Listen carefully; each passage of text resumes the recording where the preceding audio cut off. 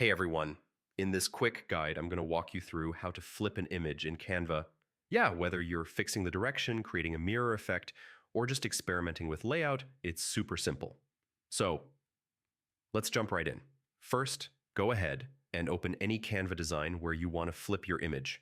You can start a blank layout or open an existing project, totally up to you.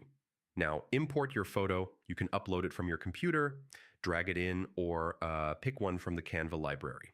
After it's on the canvas, make sure to click it once so it's selected. With the image selected, look up at the top toolbar. You'll see a little option called Flip. Sometimes it's under Edit Image, depending on your device.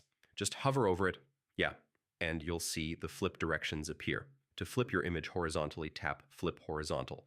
This creates a mirror effect, which is great for, balancing layouts. And if you need it flipped vertically, just hit Flip Vertical. Canva does it instantly.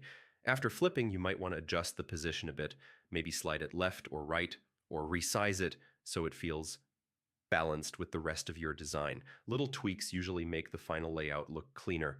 And once your flipped image looks good, go ahead and export the design. Just head to the top right corner, click Download, choose your file type, and you're all set.